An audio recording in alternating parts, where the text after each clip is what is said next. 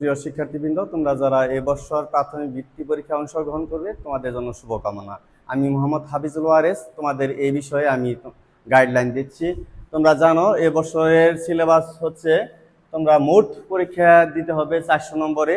তার মধ্যে বাংলায় 100 এবং ইংরেজিতে 100 নম্বর, গণিতে 100 নম্বর এবং প্রাথমিক বিজ্ঞান এবং বায়ুবিতে মোট 100, অর্থাৎ 50 বিজ্ঞান এবং 50 বায়ুবিতে মোট 100, অর্থাৎ সর্বমোট 400 নম্বরের পরীক্ষা হবে।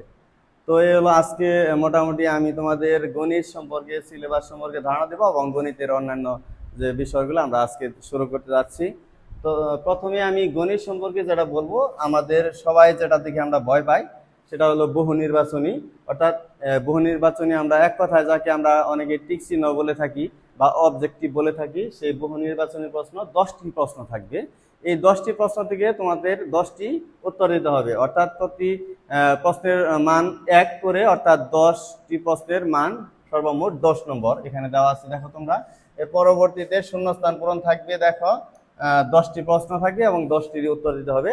প্রতি প্রশ্নের মান 1 করে, অর্থাৎ 10টা 10 নম্বর। এর পরবর্তীতে তোমরা দেখতে পাচ্ছ সংক্ষিপ্ত প্রশ্ন থাকবে 3 নংয়ে। 3 নংয়ে থাকবে সংক্ষিপ্ত প্রশ্ন। সংক্ষিপ্ত প্রশ্ন থাকবে 16টি এবং এই 16টি প্রশ্নের উত্তর দিতে হবে। প্রতি প্রশ্নের মান 1 করে, 16টি প্রশ্নের নম্বর হচ্ছে 16। এই হলো আমাদের মোটামুটি বহু নির্বাচনী, শূন্যস্থান এবং সংক্ষিপ্ত প্রশ্ন। বাকিগুলো হলো সব আমাদের ম্যাথমেটিক্যাল টার্ম থাকবে। সেই ম্যাথমেটিক্যাল টার্মের মধ্যে বিভিন্ন অধ্যায় থেকে আমরা টোটাল 8টা কোশ্চেনের উত্তর দিতে পারবো। 8 করে 8 8 64, অর্থাৎ এখানে আমরা দেখতে পাচ্ছি 10 নংয়ে কিন্তু জ্যামিতিও থাকবে।